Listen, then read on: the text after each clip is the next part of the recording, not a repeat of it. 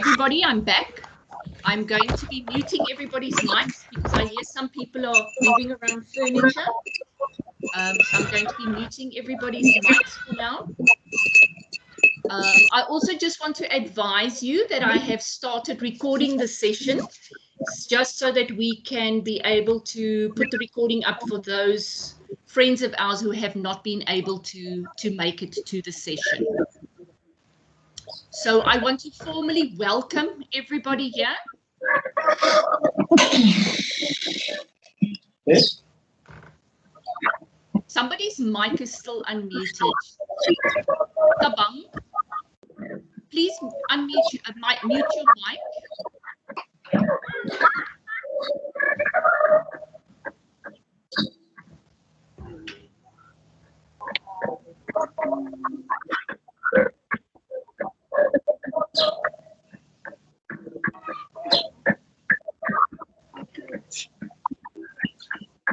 Okay, everybody, without further ado, we're going to have to work through the noise because it seems like somebody's mic is on and I'm not getting the mic muted. Gideon, if it's all right with you, you can remove your video camera.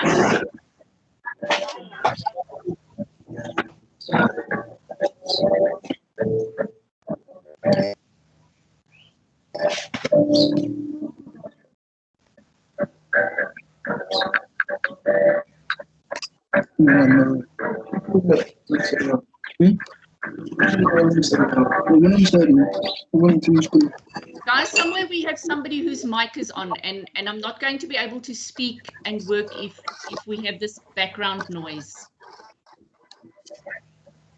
Okay.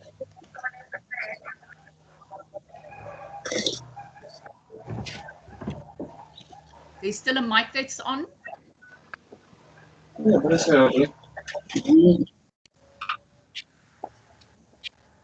In suspense.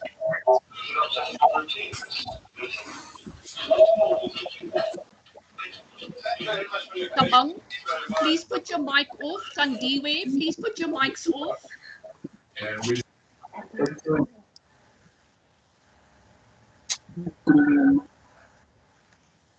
Okay.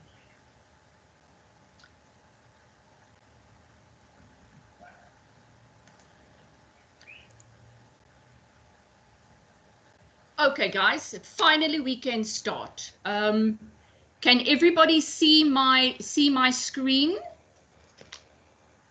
Yes, Prof.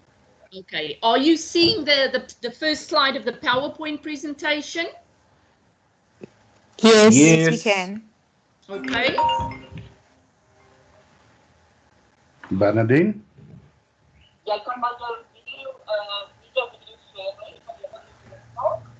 Can I close my video?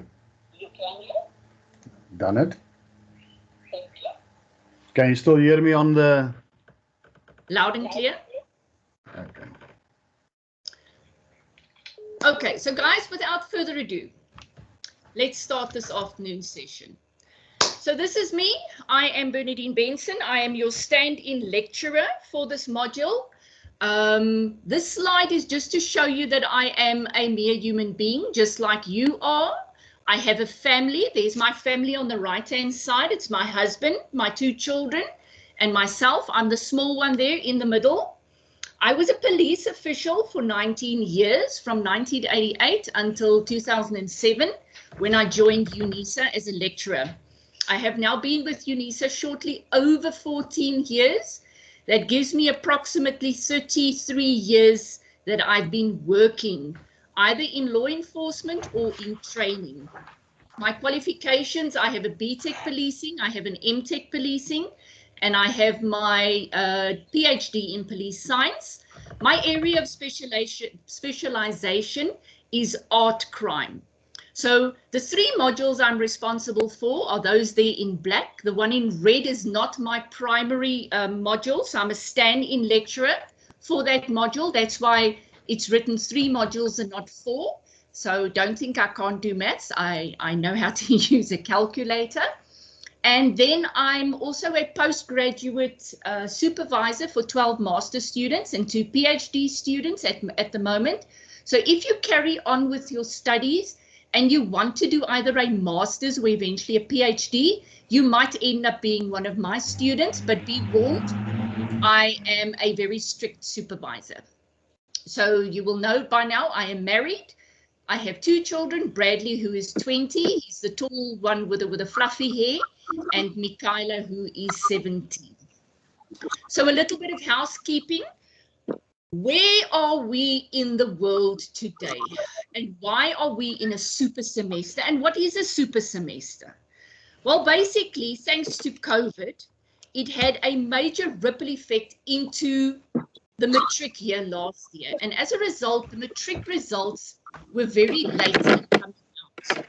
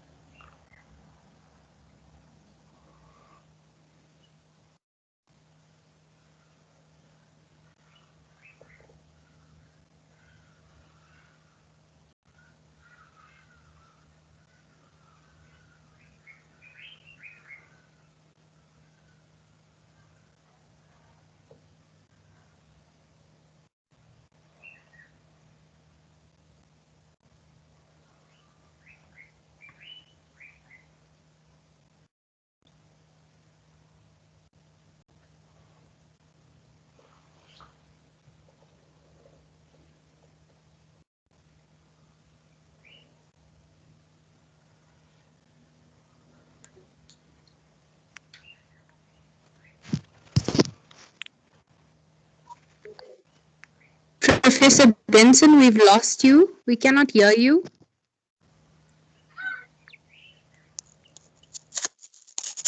Guys, can you hear me now? Yes, Prof. Okay, Yes. my apologies, my apologies. Let's talk about the super semester.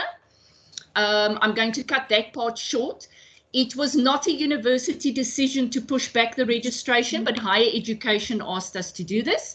So the result is now that the students have semester 1 and semester 2 are running concurrently. So let's take a look at roles and responsibilities. We have 3 role players. We have the students, the lecturers, and the administration departments. You as the students are responsible for learning and for administering your own learning. What does that mean? That means that you must plan your own work. You must plan your due dates. You must juggle your life so that you can work, study, and still live at the same time. The lecturer, that's me. I'm responsible for your tuition. I'm responsible to make sure that your tools and your resources are there so that you can study, so that you can do what needs to be done to get you going and to get you to understand the work and to get you to do your assignments. Are you guys still on my slide? Yes. Yes, Okay. yes. Yeah. The module site is the primary form of communication I am going to use to communicate with you.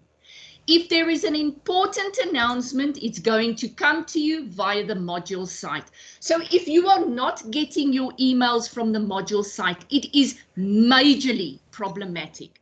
I cannot help you with that. You need to go onto the admin section of your module site and you need to go and look there. There are 2 email addresses that you need to address this matter. The one is Bugmaster and I think the other one is My Life email address.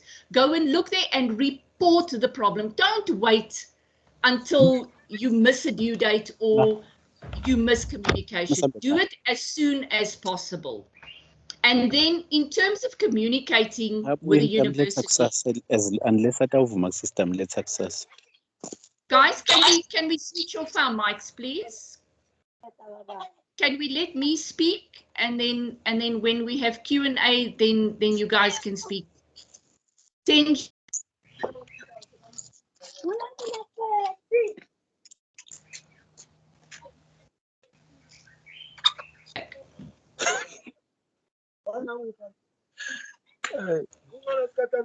Okay, so when you guys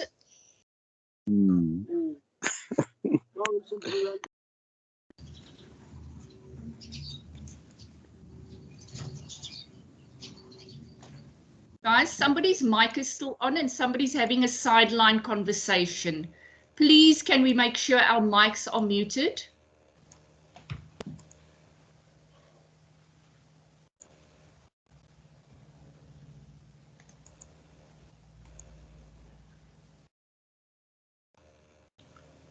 Okay, I've muted everybody's mics. Okay, so if there's a problem, I'm going to ask. Let me see who's Janisha. Janisha Gopal. I'm going to ask if there's a problem with my audio. You have my cell number. Phone me and tell me, Bernadine, we can't hear you. Please do something.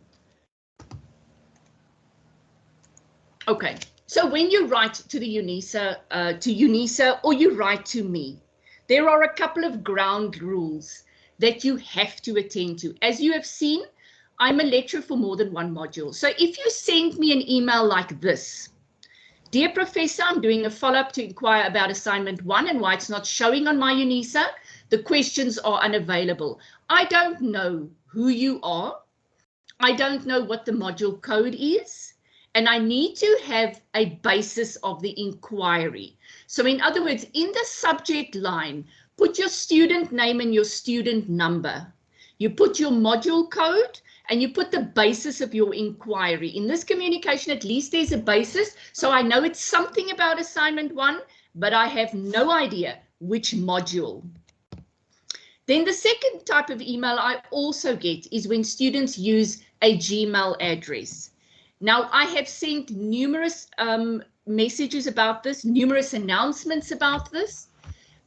I am not permitted to engage with you when you are using any other email address but your My Life. Why not? For the simple reason the UNISA server does not recognize Gmail. So the Gmail ends up in my spam folder, and then 2 weeks down the line, a student writes to the dean and says, Professor Benson never answers my emails, but your email is lying in my spam folder. It wouldn't happen if you use your My Life email address. So please make sure you use your My Life email address when you communicate with anybody at the university. And here's a doozy. This is probably my favorite. There is no subject. It's just morning. Please assist me. No goodbye. No nothing. And in terms of communication, I find this rather rude. So please, let's be courteous and let's be friendly with one another on the email systems. Okay, so that's the end of the housekeeping. I'm going to keep everybody muted until we have our Q&A session. Janisa, if something goes wrong with my audio, phone me and just tell me something's going wrong. Please check your audio. So I've had numerous inquiries about the mystery guest and people asking me, but who is this person? And do we know this person? And I can guarantee you, you do not know this person. This person is somebody who works, but who is not in the limelight. He's been doing what he does for 38 years. He has professional associations with those acronyms. I know 2 of them. You will know the middle one and you will know the last one. Those are his professional associations. And he wears quite a couple of hats. Now, I'm going to apologize for the little numbers. I'm doing it this way so that I can actually see what's going on as part of the presentation if somebody needs me in terms of a hand raised. So Gideon wears hats of, he was a police officer, he was a detective, he was a commissioned officer, he was an intelligence handler, he was a commander, and now he's a private forensic investigator. He has trained in many fields. He's trained at TUT, at the University of Pretoria, UNISA, SAPS, National Intelligence Agencies, the Directorate of Special Operations. He has trained the environmental management inspectors. Those are the Green Scorpions. He's trained at Potch University, and he's trained people from the ACFE. So one could ask, sure, how many hats can he wear? Well, apparently he can wear more than one hat. Okay, so what are his skills? His skills are quite numerous. I've highlighted the things that I find specifically useful. Sorry, Gideon, for calling you useful, but if you look on the left, you will see in terms of information management, intelligence, creativity skills, organized crime, specific training from the FBI on organized crime, and training in the organized crime threat analysis. And he has trained or done courses on the right. Those are his courses. So what is his mantra? At this stage, his mantra is to never stop learning. So at this stage, I'm going to give the floor over to Gideon, and I'm going to ask him to talk to us about just the terms proactive and reactive. You will recall that I did a survey among the students, and so our presentation today is based on the majority of the requests that came through in terms of what is it that the students want. So that is what we will be focusing on.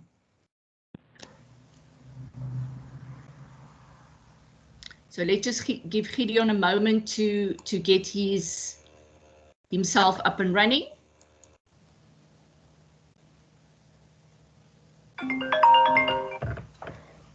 Bernadine? You are on the floor. You may start talking. Okay. Obviously, I cannot hear you. Not a problem. My question will be, what should I start? And Okay. Can yes, you see my screen? I can. And we Okay. talk about reactive and proactive intelligence. That's it. Yeah. Okay. Thanks. You're going to phone me again. It will be a little bit difficult to understand how long to talk or not, so you'll just give me a cue on my phone. I will give you a cue on your phone. Just mute your phone so that you can see when I want you to go to the next slide. Okay. So Thanks. everything okay? Everything is fine. Okay. Good afternoon, ladies and gentlemen. Thank you for having me. Unfortunately, I can't hear you, but at least you can hear me, and we can talk about some of the topics which I've already discussed with Bernadine. Proactive, reactive intelligence. If we talk about the word proactive, it means to prevent something from happening, as it is on your slide. But guys, intelligence in nature is actually something that you want to know beforehand. When I was in intelligence, the key of intelligence was to know everything, to know about crime, to know about when crime is going to happen, and actually to prevent it. That is the number one objective, I would say, of an intelligence officer, is to understand and know what is happening and to be able to prevent crime actually from happening. Now, that's probably the first prize. But proactive is, if we can take an example of the recent riots in KZN or the recent looting that happened in KwaZulu-Natal, if we had a good intelligence ability or capability, they would have been able to advise the police and whoever it might be in that process that this is going to happen, which would have enabled the police to take the necessary precautionary steps to prevent this whole-scale looting. What it tells us, the fact that it happened, is either they did not have proactive intelligence, or they had the intelligence, but they did not act on it, which I don't know which of the two it might be. If we talk about reactive intelligence, again, let's look at looting, what has happened. Now it's to find out exactly what happened, who was responsible. We come to it later, the whiskies and the hotels. But reactive means after the fact, something has happened. And now we have to obtain information from various sources to exactly tell us what exactly happened. Now, in a democracy like South Africa, there are only two things that we really can do from a crime intelligence perspective. Number one, we can use that intelligence, or let's rather say information, and make sure that it does not happen again. Number two, we can bring the perpetrators to book. Bring evidence, convert your information, which we'll talk about later, and bring them to book, arrest them, and put the perpetrators in prison. That is basically what we're looking at from an intelligence environment, from a law enforcement or a criminal side environment. Hopefully that answers this specific slide.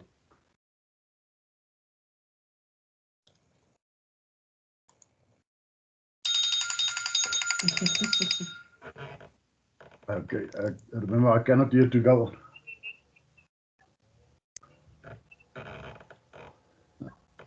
Yes, okay, is this okay what you wanted to hear? Is it what you... Thank you, ma'am. Thank you. Okay, so guys, you will see on the slide that there is a link to a YouTube video. This is a short video. It's about 5 minutes long, in which a researcher explains what is intelligence. I posted this a while ago, and I must say I'm really disappointed. Out of the 1,187 students, only 74% have viewed the video. So that is information which I can convert to intelligence if I need to explain why my students are doing poorly. So that's less than 1% of the group. I want to urge you, please go and take a look at the video. It's a very simple video. It's a very short video. Make the effort, go and look at it. Mr. Jones is now going to speak to us a little bit about the terms that you know that you need to understand.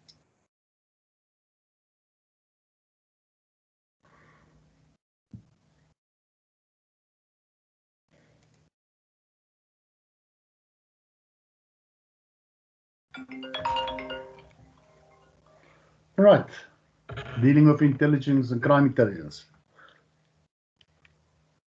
Okay, guys, ladies, gentlemen, I think the slide coming up in front of me is to discuss what is intelligence, what is crime intelligence, and where does information fit into the picture.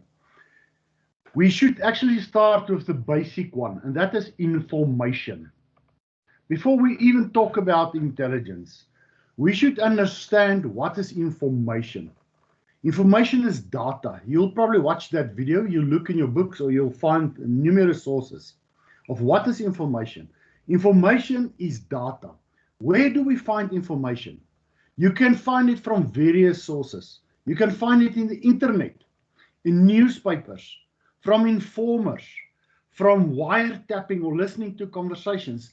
You can find it from people who have been arrested. You can find it from literally thousands of sources.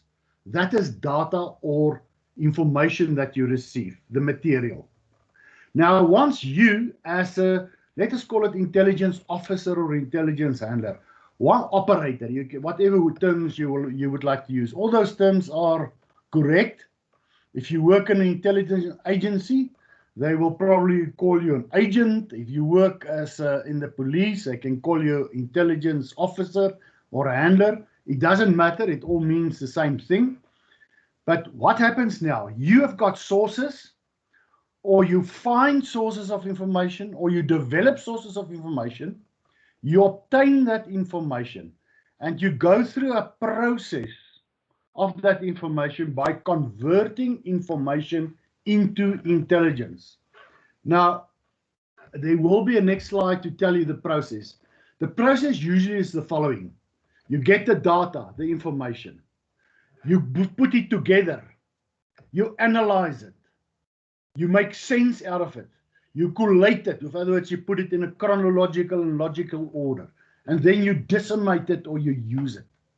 In other words, it goes through those few steps. Don't worry too much about the steps. We'll talk about the steps later. You start with information. You work through that information, analyze it, etc., until you get to a product. The moment you have gotten into that product is then called intelligence. So intelligence is usually information where you've got that specific information has been also given by other sources. You've analyzed it and you found it to be truthful, or probably or possibly truthful, and you can actually act on it. Now, crime intelligence and intelligence, what is the difference? Intelligence is intelligence. We can use intelligence in various ways, in various people, organizations use intelligence in the world.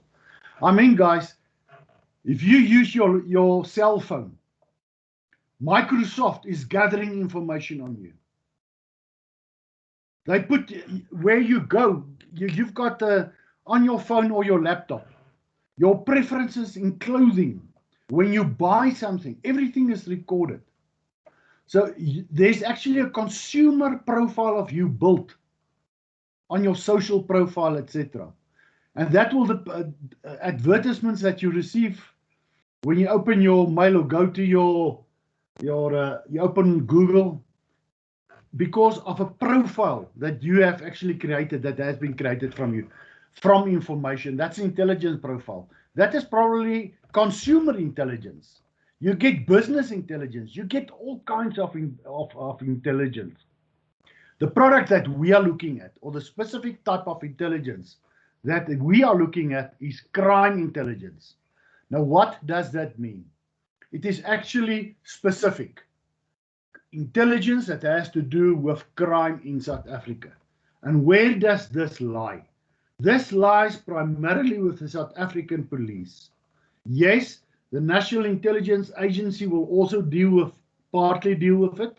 Yes, some other state organs will also gather crime intelligence. And even in the private environment, we gather crime intelligence. But then the object is specific. It is focused on crime. Now, okay, I'm looking at the next slide. I suppose I received my cue to move on. Let's look at, I've seen tactical, strategic, and operational. Let me try and explain it as follows. Now you've got your crime intelligence product. Tactical is, for an example, we received information about the shebeen operating in a specific area. And the person who owns that shebeen also sells drugs. We've got an informer, we've arrested people who told us, we've had various sources of information who gave us that information, and it's now intelligence. This shebeen is a major source of providing of illegal drugs, prostitution, liquor, etc. Now we decide, based on that intelligence product, to go and raid that shebeen. We obtain a warrant, a search warrant, and one evening at 12 o'clock at night on a Saturday, we hit it with 50 police officers. We find a lot of drugs on the premises, we find lots of illegal substances, etc., etc. That is what we call tactical intelligence. You've had sources of information, it was converted to intelligence, and you can use that to do a specific action, that is tactical. You can send your police officers to go and raid the shebeen. That is tactical. Let us look at operational. Operational intelligence is usually just used by the police. What they do, they look at their statistics. This is again an example. It's a little bit more intricate than this, but you look at your example and you see in your crime analysis that Saturday nights, we've got a big problem in this specific area, residential area. People are drunk, people are looking for drugs, they break into houses, they rob people on the street. And we decide, based on, let's say, intelligence that we received, to conduct a crime prevention action in this neighborhood. And on the one specific Saturday night, we put up roadblocks and we have 20 or 30 police vehicles patrolling the streets, stopping vehicles and searching people. That is an operational intelligence, guys. In other words, we use intelligence to decide, let's put a roadblock here. We use intelligence here. Again, let's look at the riots that occurred now recently. When you go to any shopping center, you'll see army personnel deployed there. That's operational. They are protecting. They're also proactive, but they're also there to react should something happen. That is operational intelligence. Based on your intelligence, you will have roadblocks.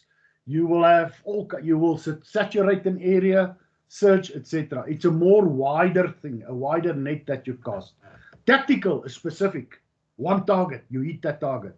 Operational, more a little bit bigger in scope. Let's look at strategic. You know that all types of intelligence that you analyze, disseminate, and you in the structures of the intelligence environment, usually what happens, that is being brought up to head office level. Now you sit with intelligence on major disruptions being planned for the 23rd. I don't know whether you've seen that in the media. There is, whether it's false or true, I don't know. But now there are lots of plans being in place for the 23rd, I think it's Monday, for disruptions to take place all over the country. Now, guys, countrywide, they have now deployed the army. That is strategic. That is a plan they've made covering the whole South Africa or a province or a city. You've used the little bits of tactical you have, operational intelligence, intelligence from various sources. And this gives you a holistic picture. You can also compare it to when you're building a puzzle. Specific bits of tactical intelligence and operational intelligence are pieces of a puzzle. The puzzle itself is the strategic picture. So pieces of tactical can become strategic. But strategic also includes, and I don't want to belabor you because this is a little bit on a higher level, you can also talk about geopolitical level. You can talk about the influence of COVID-19, all kinds of international issues, climate issues, power issues, ESCOM. Those are strategic matters and will, I would say, will slot in terms of strategic intelligence. That's more decision making on a national level or a higher level than just your normal floor station level. Hopefully that answered that one.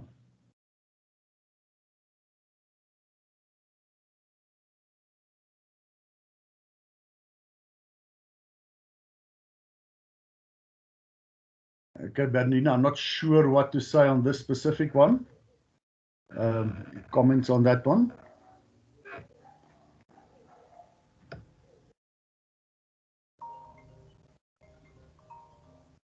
Okay, I'm listening on this one.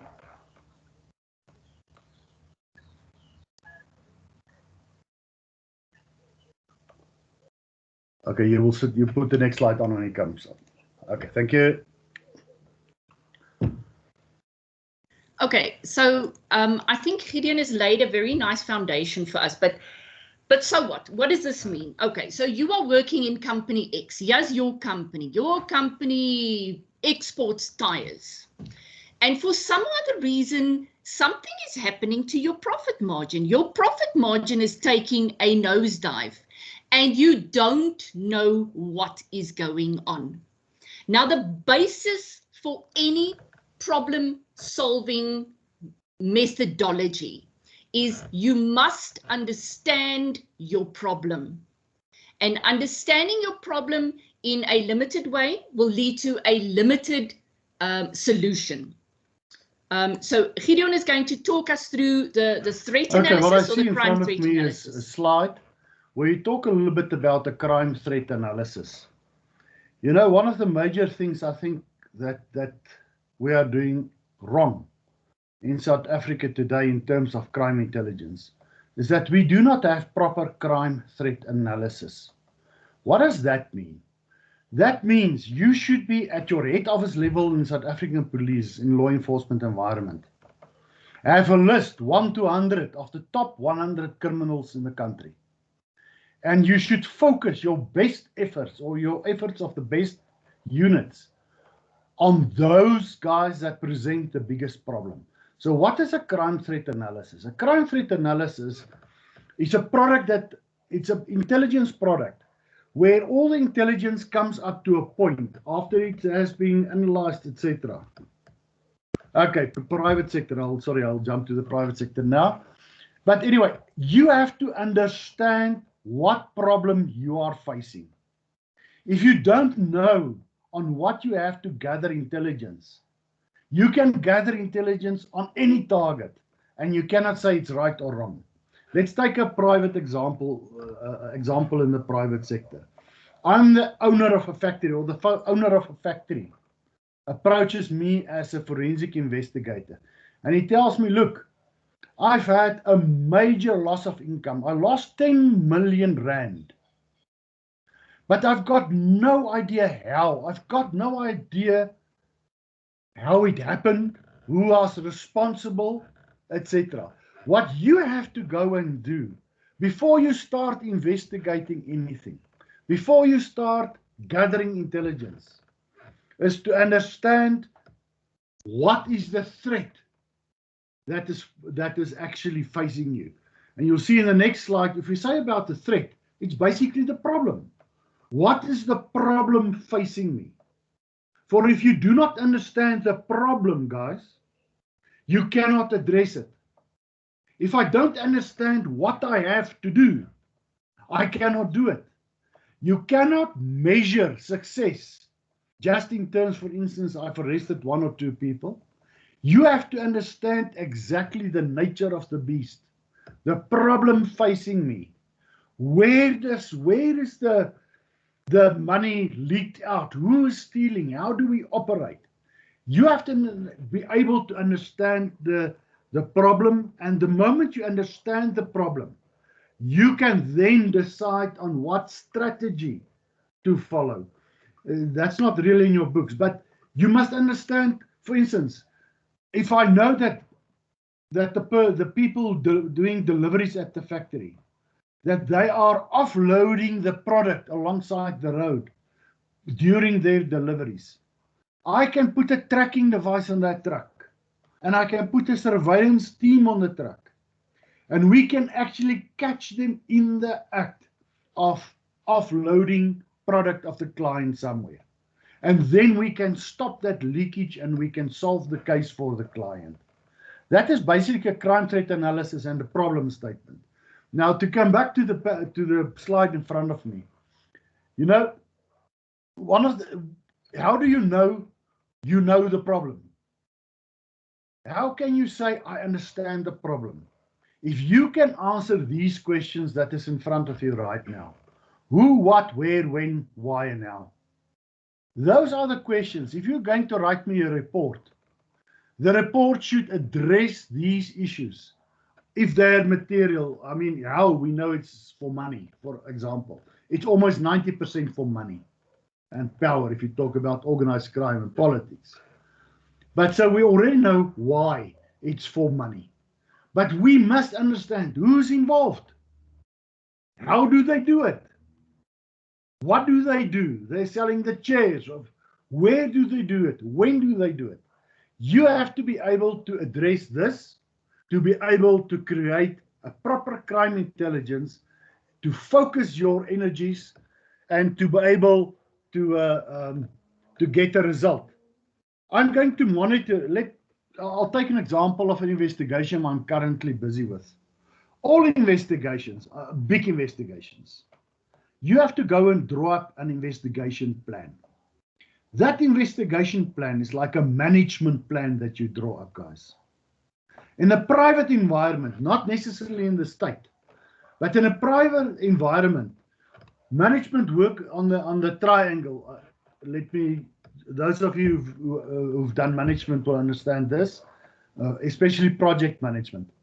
You work on resources, you work on your money, how much is going to cost you, and you work on time. And you have to ask yourself, is it worth the trouble to spend 200,000 rand on an investigation to solve a crime of 10,000 rand? If it's not worth it, you cannot really do it. But you have to understand, you go to a client, the client says, I've got a problem, and you have to have the answers who, what, where, when, why, or you first have to establish information sources and create information sources. What kind of information sources will I create at the factory?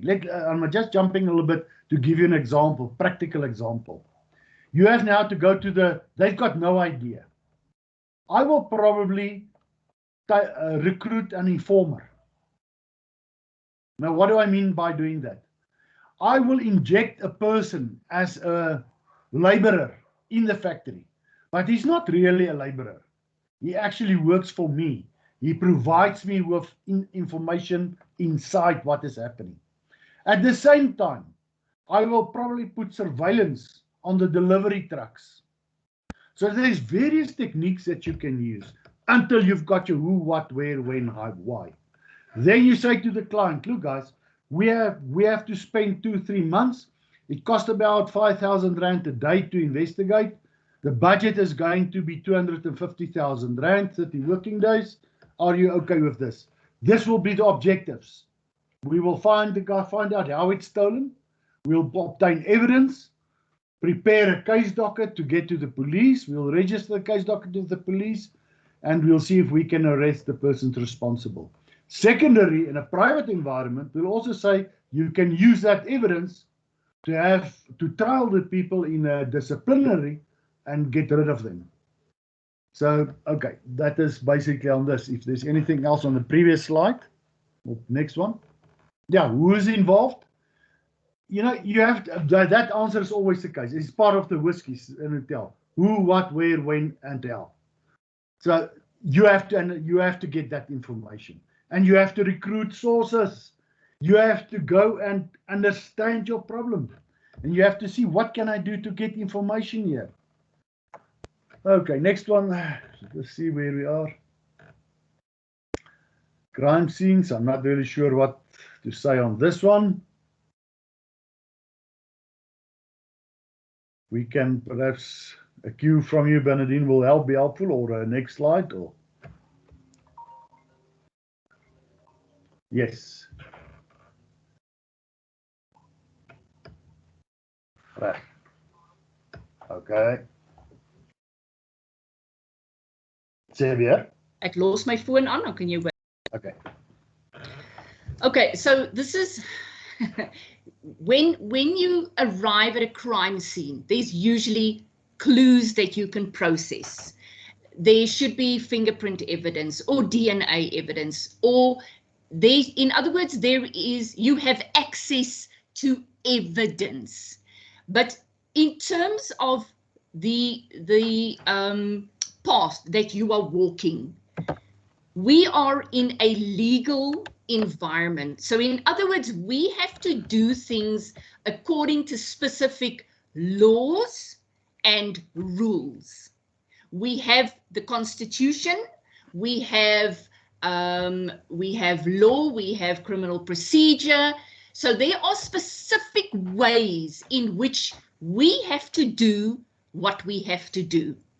And Gideon also explained to me that when you end up in court, they do not attack the facts of the case. They attack the method you used to obtain the evidence.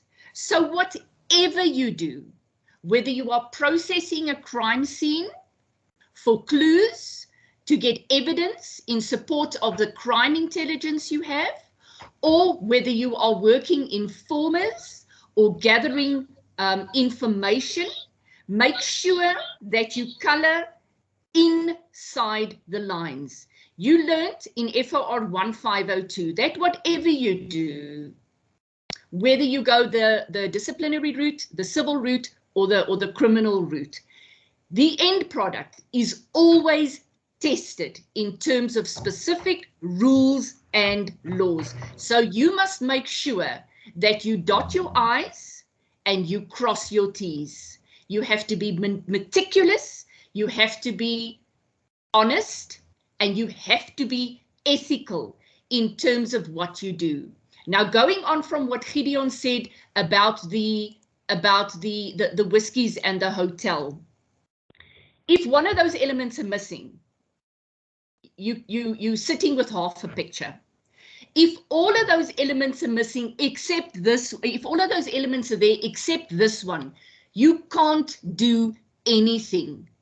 Because as a general I worked with in the police always taught me, an analyst notebook analysis never caught a person. There is always a person behind any criminal activity. And Once you understand the picture and you understand who is involved, then you can develop your objectives from that. And this is where Gideon is now going to take over to speak about how do you do that. Okay, guys, I heard from Bernardine, and she mentioned a very important thing, and I just want to state that again and again and again. Anything you do in our environment, you have to do within the scope of the law, in legal boundaries. Therefore, you must understand. Can I, for instance, do surveillance on a person? Is it legal? The answer is yes. Can I introduce an undercover agent? The answer is yes. You must understand how to do it, what to do, what not to do. So it's a highly skilled thing actually to do, but everything you do must fall in the parameters of the legal environment. And anything you do is like investigation. You are going to be cross-examined. You are going to be put under the microscope. But if you do it correctly, you've got them. An example, I think we are now with MOM, means an opportunity. Yeah, just on the who is possibly involved. Again, what Bernardine is what we've spoken about. Always remember, every crime committed, any crime committed that you can ever work on, there's a person behind it.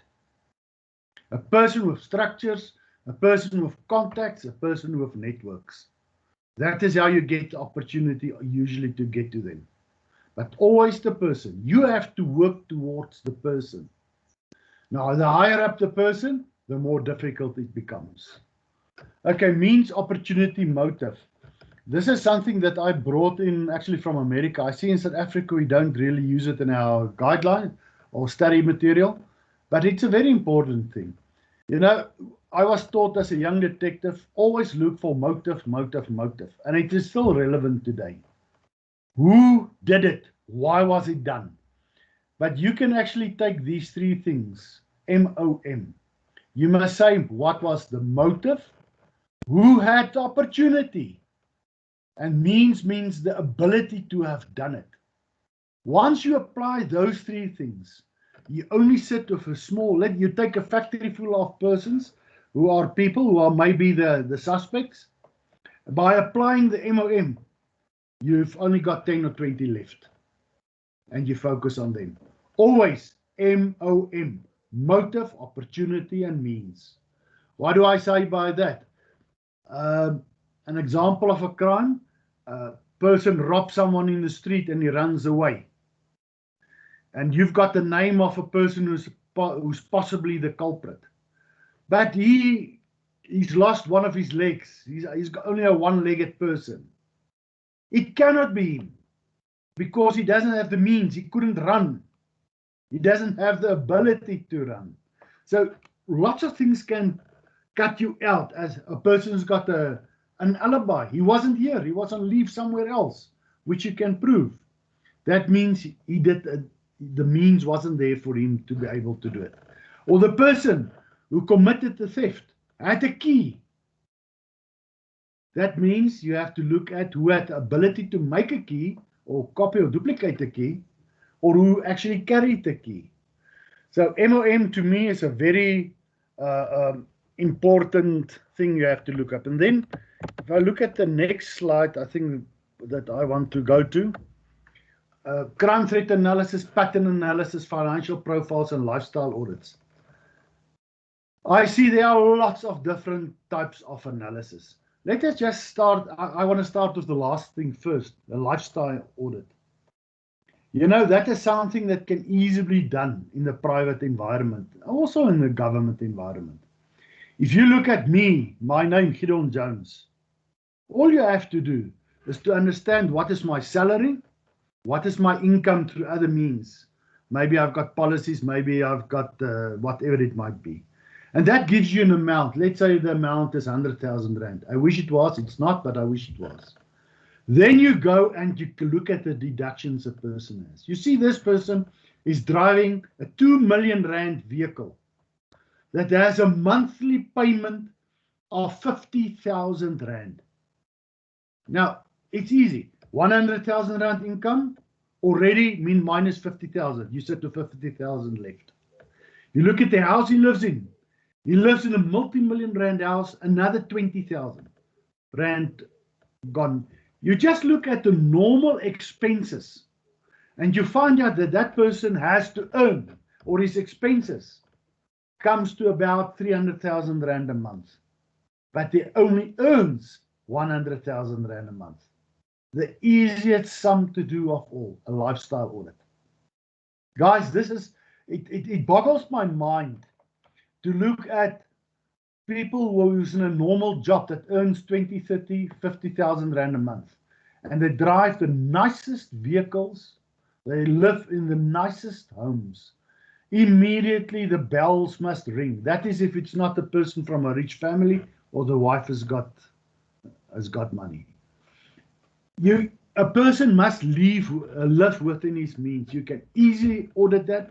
You can easily see whether a person is, lots of that information is actually public. You can obtain it in public sources.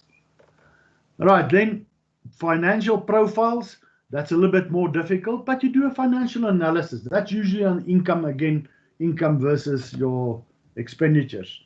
Now we can do a crime pattern analysis.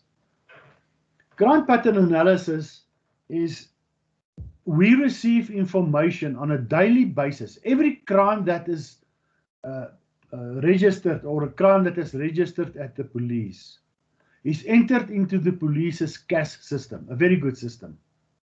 And that system will tell you what type of crime it is, when did it occur, that's the day of the week, also the time, where did it occur, and to give you a profile of the victim. Now, at station level, at provincial level, and at national level, I think last week or this week, the police came out with their latest statistics. Now, guys, that is based on crime pattern analysis. That will tell you what type of crimes were committed, how many of those crimes, what precincts or stations, districts were it committed in. It tells you a story about why crime or where crime is happening and what type of crime. Now, I'll come back to my previous story about the shebeen. Let us see, you've got a spate of house robberies or house breaking in a specific residential area. And you realize that the people doing it, through the statistics, through the information on the crime pattern analysis, they're looking for easy things to sell. Money, cell phones, they steal small things of high value. Maybe they're doing it for drugs. And maybe they buy the drugs at that shebeen I mentioned. So by closing down the shebeen, you are preventing house breakings. That is crime pattern analysis. You look at your analysis, you take the necessary steps to prevent further crimes, you put in police patrols, etc., whatever it might be. And a private environment is exactly the same. We've done an investigation the other day. One of the things that we saw is that they did not have good access control. Now, if you don't have access control at a private, let's say, not a factory, but at a business enterprise, people can come and go from different doors, enter, steal something, walk out. There are no cameras. There is no system to check it when they leave or enter. In other words, you've opened up the door for crime to be committed against you. By simply closing down, by locking at doors, one access, one entrance, with surveillance cameras, you can actually prevent further crimes from occurring. Now that's on a small scale. Again, the crime threat analysis. A crime threat analysis can again work from a small entity, let's say a small business, to a group that operates 50, 60 different businesses in the country. They can have a crime threat analysis for one specific branch. They can have a threat analysis for the whole company as a whole. The same with crime. So you can do it from a station level, and you can do it up to a national, or from provincial to a national level. So everything works on, if we talk about analysis, we talk about crime. Just to recap it, you always start at the bottom, guys. The question will always be, let us go to a community that does not have crime. Let's pose that. I don't know if such a thing exists, but let's just throw it open. If there is no crime in this country or in a community, do you really need crime intelligence? A good question. What will crime intelligence be able to tell you, or intelligence tell you? There's no crime. So crime actually creates the necessity for crime intelligence. Everything works on everything else. Now, once there is crime, you must understand the crime. You must be able to answer who is doing it, who, what, where, when, and how it is happening, who is responsible. That is reactive. But again, reactive intelligence will also become proactive. So once let us take another example, a group of cash and transit thieves, or 20 cash and transit robbers. They have committed, the average average robber will commit 20, 30 crimes before being shot or killed or ending up in prison. Now, if you have got that information on a specific gang and they commit a violent robbery and you get them or you arrest them and you keep them in prison or you shoot them, whatever the case might be, what you've done, you have now used reactive intelligence. But that reactive intelligence is also proactive because those 20 perpetrators will not be able to commit the crimes tomorrow. All of these things actually work hand in glove with each other. You always have to start at the bottom level. You start with information, sources of information.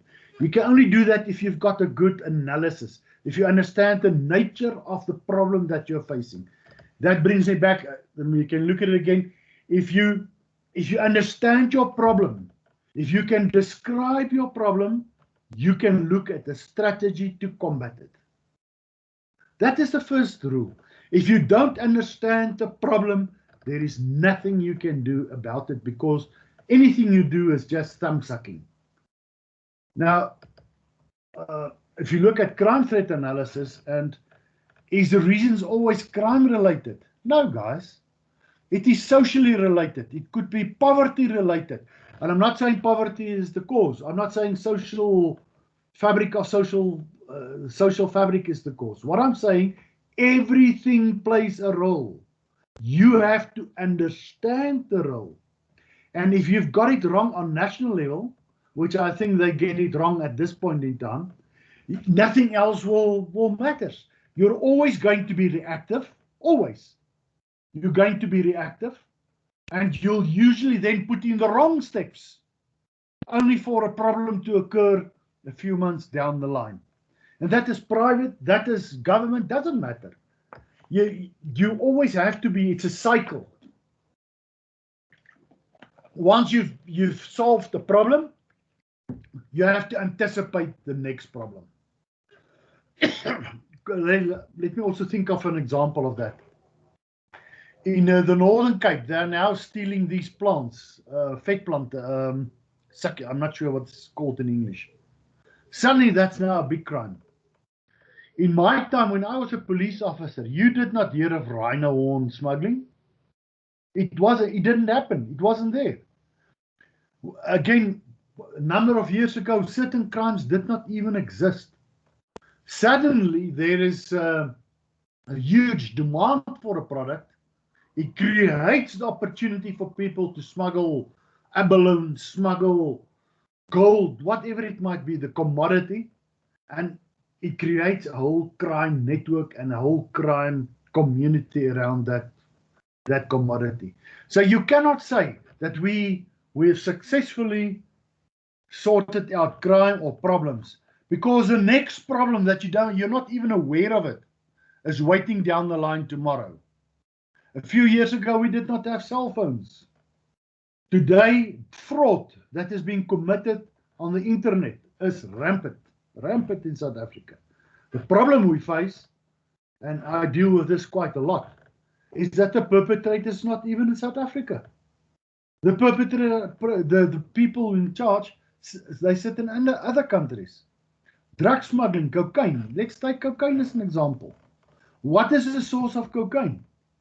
Cocaine comes from South America. Guys, how many South Americans do you see in South Africa? Zero, almost zero. In other words, the people behind it's not even in this country. If you look at other types of drugs, Afghanistan, where they grow poppies, opium. How many of those people do you see here? None. It's internationally, it's running in an international basis. So it's not that easy. You have to understand how the world is also functioning. Because if we let COVID-19, did COVID-19 have a dramatic influence on crime? Yes. Did it have a dramatic influence on crime directed in a private environment? Oh, yes. For example, the insurance industry. For months on end, the insurance industry did not have claims. Insurance claims. Why not? Vehicles were not running on the roads. People were staying at home. But then again, COVID-19, and suddenly lots of people die, or restaurants don't open, and they submit claims. You never know what is going to be around the corner.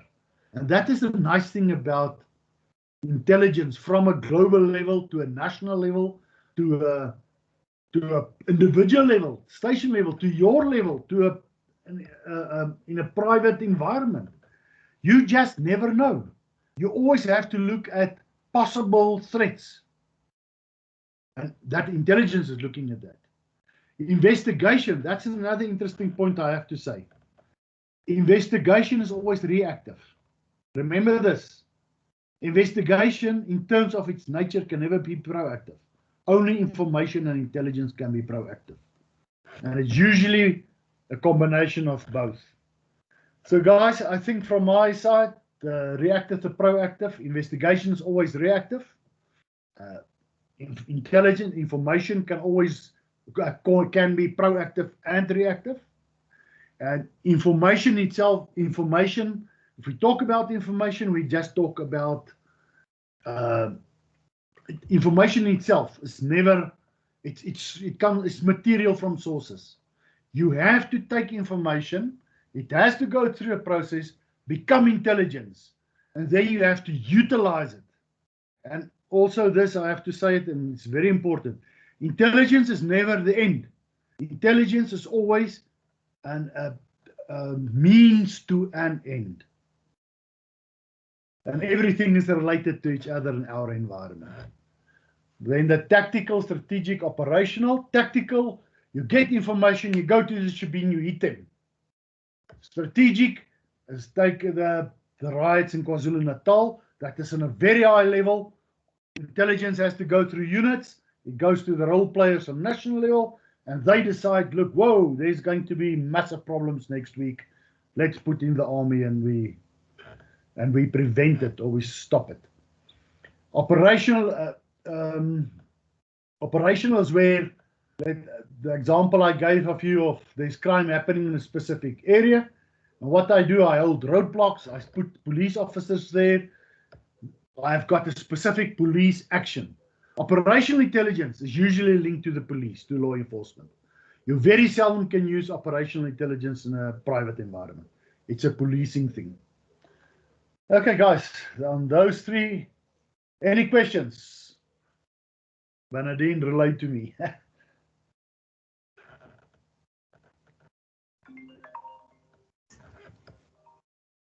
Bernardine, I'm listening. Okay, so what I'm going to do is I'm going to keep you on the line. I'm going to change the meeting options. Everybody, I see we over our time, but let's see how many questions we can take in the next 10 minutes. Gideon, if that will be okay with you, so we can keep you online for 10 more minutes. Yes.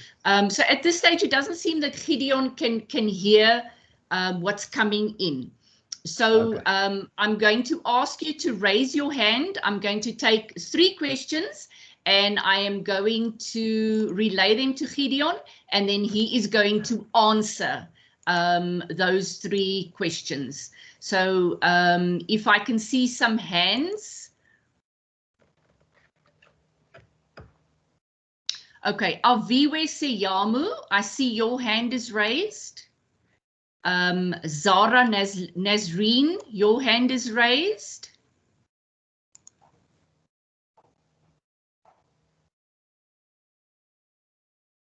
Okay, and Janisha. Okay, so those first three. Aviwe, followed by Zara, followed by Janisha.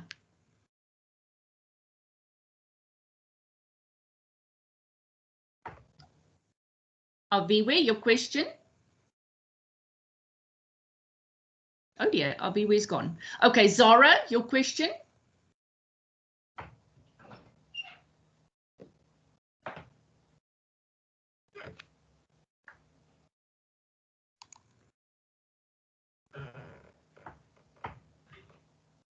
Zara, can you hear me? Yes, Professor, I can. Okay. My question is just, I want to know from Gideon, if there's one bit of advice he could give us students who are now studying intelligence, what would be the one bit of advice for us studying students? Okay, just repeat your question, Janisha. I just had a break in my unplugging my mic from my earphones so that Gideon can hear you on the phone. Just repeat your question again. I'd like to know what would be the one bit of advice Gideon could give us students who are currently now just finding our feet in terms of studying intelligence. What can he give us in order to help us with regards to studying intelligence and possibly finding our feet in terms of understanding it? Okay, all right, thank you. Janisa? Okay, can I answer? Gideon, I'm going to ask Janisha to give her question, and then you can answer both. Okay. Hi, so my question is actually with regards to strategic intelligence. So we just brushed through strategic intelligence. I'd just like to find if it's possible, if you can give an example of how COVID-19 is linked to strategic intelligence, or how would we use strategic intelligence with COVID-19? Just an example so it is better for me to understand. Okay. Okay, can I ask Zara and Janisha? You can lower your hands. Gideon, did you get those questions? Okay, I'm going to talk loud and see if you hear me. The first one, if I hear it correctly, is how do you find your feet in the intelligence environment? I'll tell you my story. I was a detective for 10 years and then I was transferred to the intelligence unit. And guys, that is many years ago. And as I'm sitting here, it's still a very difficult thing to do. The only way I can tell you is obviously you have your theory and you have your documents and your study material and you've got the internet, and I've seen those sources of information that you can go and listen to what people say about it and books you can read. Now that to me is brilliant. Brilliant. There is so much material on the internet. But secondly, and I think more importantly, you have to hook up with people who are in that environment because it's a very difficult environment. It's easy for me to say to you, on this level, on the university level, you must develop a source of information. How do you recruit and inform? Well, we can actually go a little bit back. Let me ask you a question. Do they teach you how to do talent spotting? How to approach a person, the different types of approaches, how to recruit a human source, how to handle that source? Not really. This is what we call tradecraft. And the only way to do that is to become involved with people who are currently doing it. You have to have mentorships. The intelligence environment, the way to do it is through mentorships. It takes a lot of time.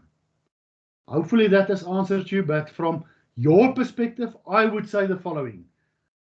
Read as much as you can, look at the videos, equip yourself, but then hook onto an office, a company, I'm not sure, that is involved in this so that you can see how it is being done in practice, not just theory. Okay, I can't hear feedback, so I'll just go to the next one. Just a last thought on that. You cannot be an intelligence operator by just learning something and go and write a test. It will never happen. It is such a diverse, skilled, dynamic environment. You have to learn your trade. And you've heard I use the word tradecraft. That is something that you'll see it in Hollywood movies, that you learn through years of experience. Okay, then strategic intelligence in terms of the COVID-19 example. If you look at COVID-19, what has COVID-19 done? It has changed the world. Recently, I read last week, COVID has now also broken out in a city in China that is, I think, the third largest port for exporting of goods. Suddenly, we are the world cannot receive goods from that specific port. And in the same time they receive it within a week or two. It now takes 3, 4, 5 weeks. An example is your computer chips that they put into cars. COVID-19 caused that to be delayed by months. There are so many things that let's say COVID can cause. It can cause breaks in communication, not communication, breaks in lines of provision lines of stuff. You can have communities who actually now sit, as a result of COVID, they sit without work. Without work, they don't have food, they don't have the means getting by. That can cause social unrest. But with other words, COVID-19 has already created, especially in your developing countries, caused a major problem for governments of the number of job losses as a result of COVID. So guys, you have to really think about all of these things strategically. It can be so diverse. It can be so diverse. Think of wars that can erupt. It is really, think of the climate change. You ask COVID. Resources become scarce. The people who live in that area, those millions of people, they immigrate. And they go to a country that's already got too many people. Immediately there's conflict.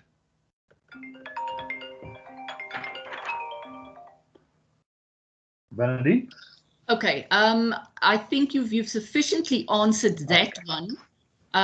We're going to go to the next question. Yes. The next student who wants to ask a question is Pila Sunday. Yep. Pila Sunday, your hand is up. Janisa, I see your hand is up again. Is it an old hand? Is it a historic hand?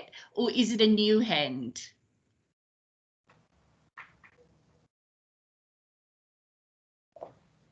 It is a new hand. Okay, so let's ask Pila Sunday her question, and then we will follow with your question. Gideon, can you hear the feedback from the students? Okay, we'll take both questions and then you can answer. Yes. Okay. Thank you, Prof. And good afternoon to my fellow learners and to Gideon, our guest. Prof, first of all, I want to say thank you so much for this class and for the guest. Thoroughly enjoyed all the slides, all the information. Really do not mind that we've gone over time. I'm sitting here like a child in a candy store and just, taking in everything and going through my notes. My study guide is right in front of me and I'm highlighting, and it's very exciting. Thank you. But coming to my question then, Gideon, I'm sorry I didn't get your surname, so I'm addressing you by your first name. My question then is that, because as I understand it, as an investigator, as a police officer, as somebody that's in the law enforcement, even if you're a detective and all the roles that come with it, there is some a dangerous aspect that comes with holding that office, that portfolio, or that Oh, sorry, I'm hearing something in the background. There is some dangerous aspect that comes with that. How do you then Sorry, Prof, if I can, through you, please ask Sibulele to mute. I think there's just some background. I've muted him. Yeah, I've Thank muted you so him. much. So how do you then, Gideon, manage that aspect? What measures do you have in place? Because I also believe that if you are very good at what you do, and I think all of us on the line, will aspire to be like you and Prof, but there is also that danger that comes with not just your life, but also the lives of the people that are around you, especially your family. So what measures have you put in place to make sure that, yes, as much as you operate within the bounds of CPA and the law, but how do you protect yourself and how do you make sure that your family is not exposed because you're so good at what you do? Thank you so much. Okay, thanks, Pila Sunday. Janisa, your question?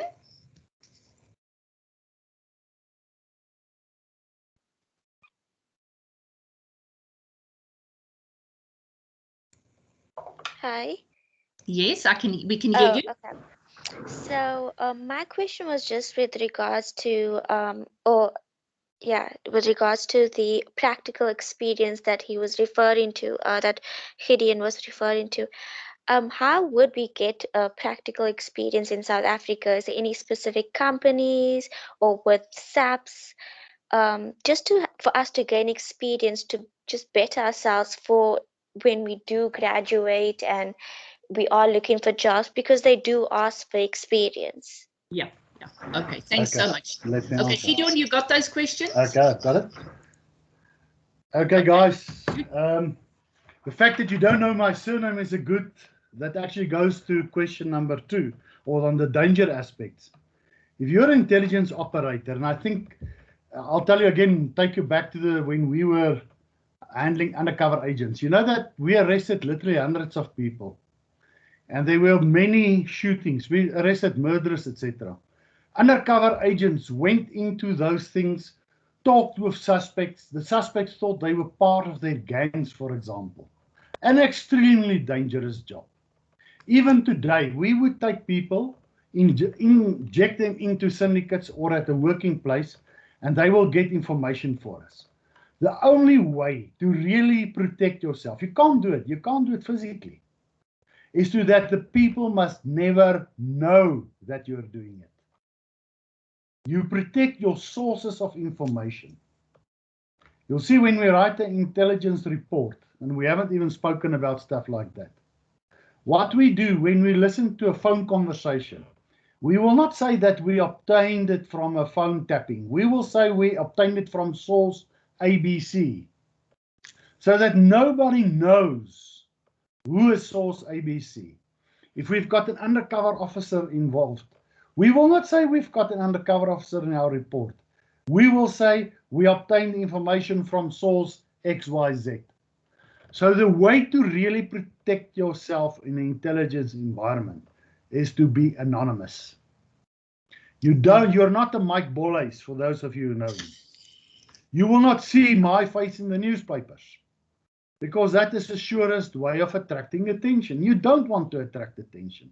What we want to do in the intelligence information environment is obtain the information and hand it to whoever works with it.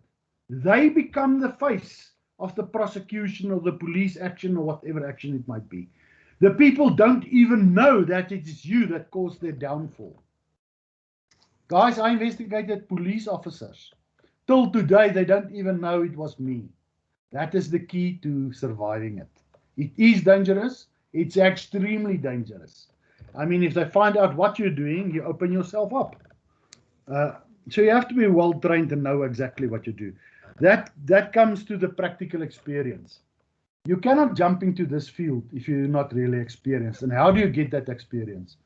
I can tell you how you get it. Number one, you get it by getting into intelligence unit of the police, or at the National Intelligence Agency, or SAS, the South African Security Service. Now, I mean, to get into there, you know as well as me, the chances of getting there are very slim. Only a few people get in there.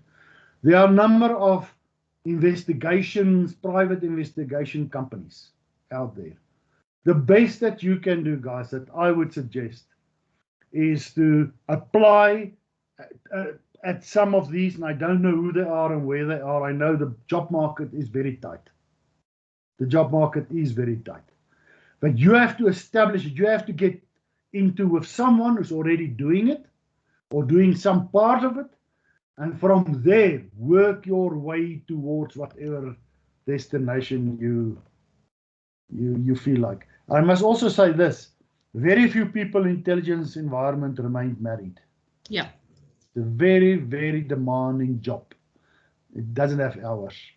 So practical experience, it's the same with all kinds of stuff, guys. The job market is very saturated.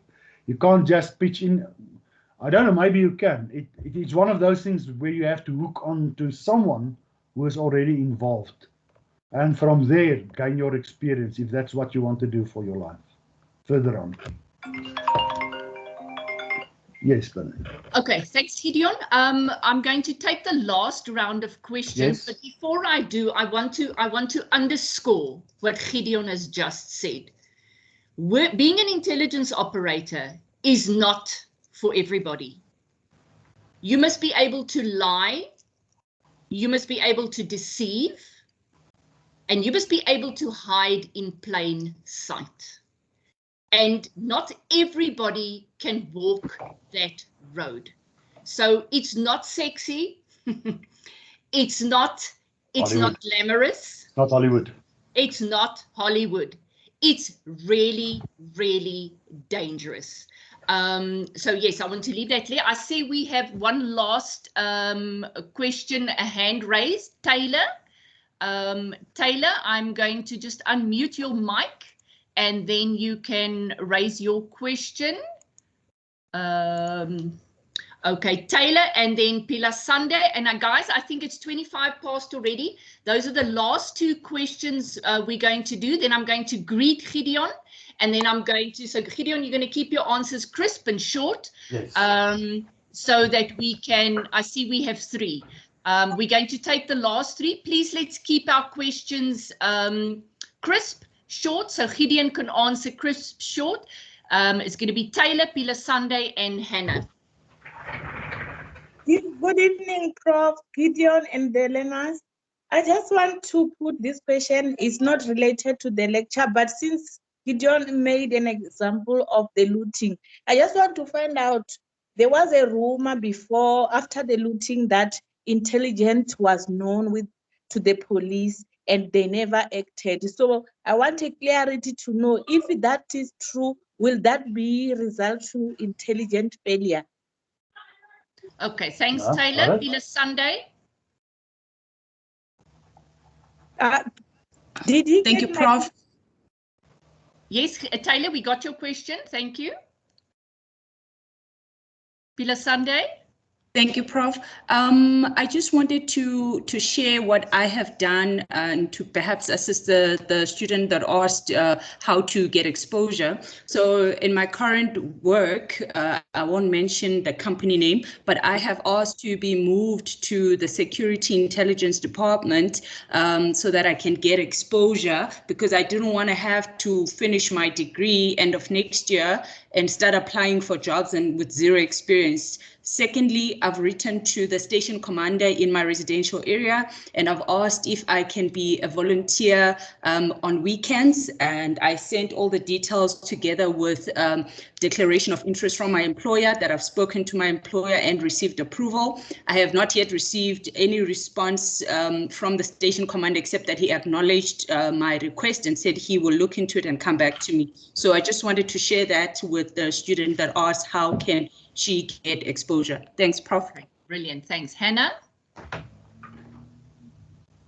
Hi, everyone. Thank you so much for the opportunity. I just wanted to ask Mr. Gideon, what is the very one challenge that he has come across all through the years as an intelligence officer? That's my question. Thank you, Prof. Yeah, I'm going to let Gideon answer that, although I think I can answer on behalf of him, but I will tell you if I was right when he's done. Okay. Okay, Prof. Thank you. Okay, guys, I think I've got three things. First, the thing of the question by Taylor regarding the looting.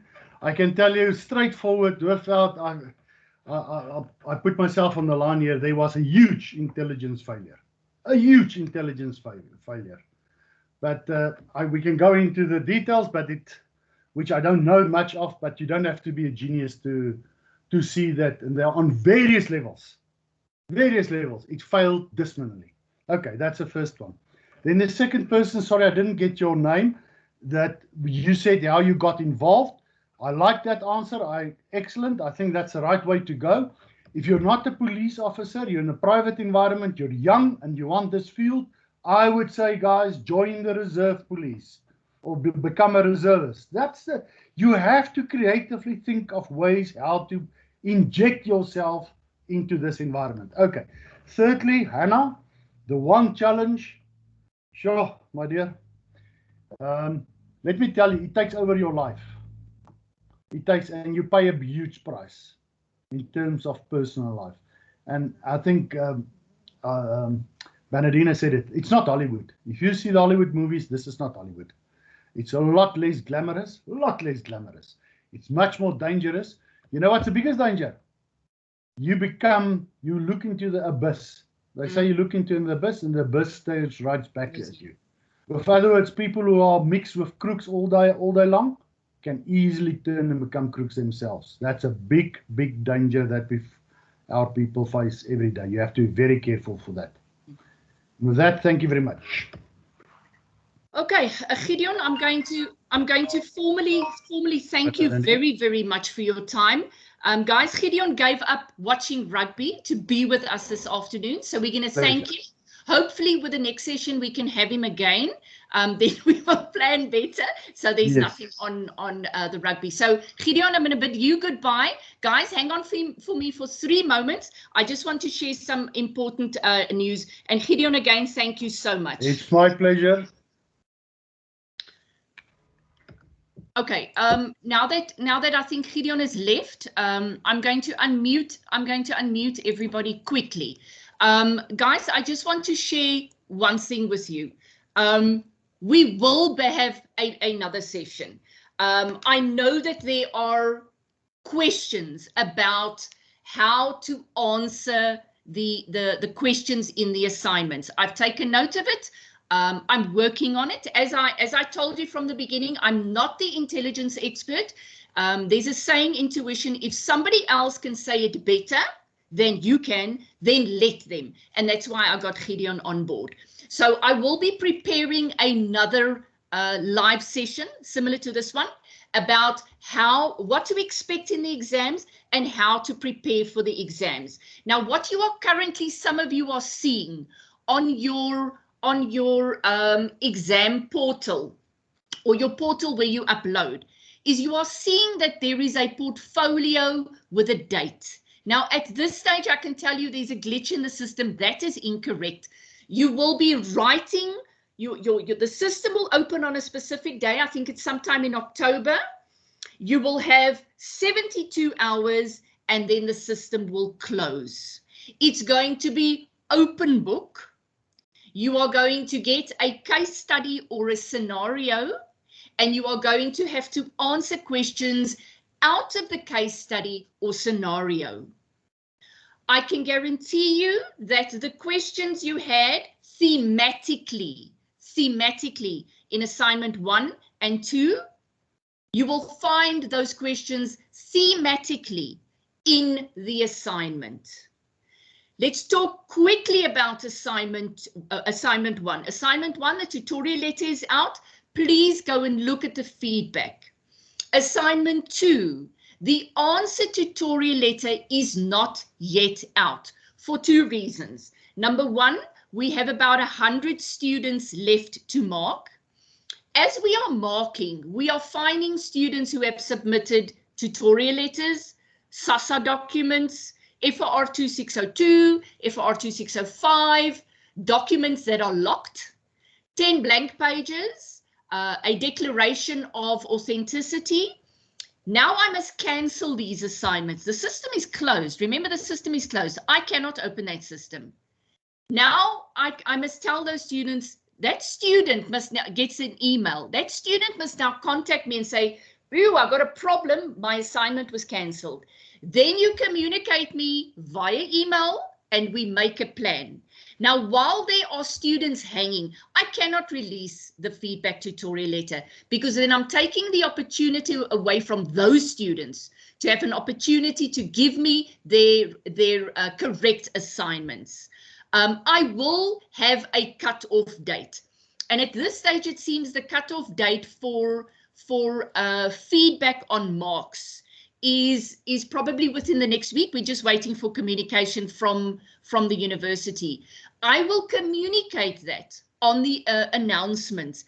Please, if your announcements are problematic, if you're not getting your My Life emails, have it checked out, guys. I may not use Telegram as the primary source of communication. So I want to ask the students who are active on the module site, and I can see who's active. I get a lot of intelligence there. I can see who's active. I can see who goes on and who doesn't. Those students, if you get information, please share it with the others, because not everybody always has the opportunity to go online. So let's, in the Telegram group, let's create a community of learning. Let's share the information we do get there. And then last but not least, I have posted intelligence videos, short videos, they're 8 minutes long. Janisha, you asked a specific question about strategic crime intelligence. I want you guys to go and look at those 5. In those 5 videos, the lecturer talks about collection, collation, analysis, dissemination, and feedback. She unpacks it in such an incredibly practical manner that you cannot but understand. So please, I want to urge you to go and look at that and talk to me on email. Please, I want to really encourage you. I have never shut students down. I've never deliberately ignored students unless you email me from a Gmail address and I don't get it. Communicate with me. I'm a human being. Remember, I have office hours. I have a family. At this stage, my husband's waiting for me. We're taking our son out to dinner. So he's waiting for me, and I've pushed the time a little back, and he's wonderful to accommodate me. But I want to urge you, talk to me on email. Let's sort things out between us before things are escalated. The problem when we escalate things and it comes to me via a line manager, whatever has been said collectively in the email is taken to be implied on everybody mentioned in the email. So I want to urge you, please, and now I'm not standing on anybody's toes. I'm not victimizing anybody. No names, no petrol. I want to urge you. And for those of you who have reached out to me, awesome. I know we've managed to find common ground and move forward. So for me, for now, I want to hear a goodbye shout from everybody so that we can hang up and enjoy the rest of the weekend. Okay, Raymond, you're asking what's thematically. In other words, let's say crime threat analysis is a theme, because you had a 20-mark question in assignment 2 about the crime pattern analysis. That's a theme.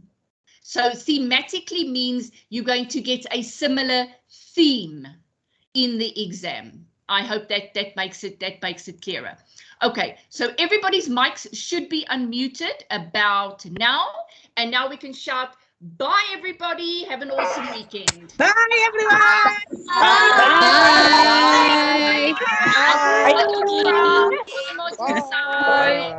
Bye. Bye, everybody. Bye.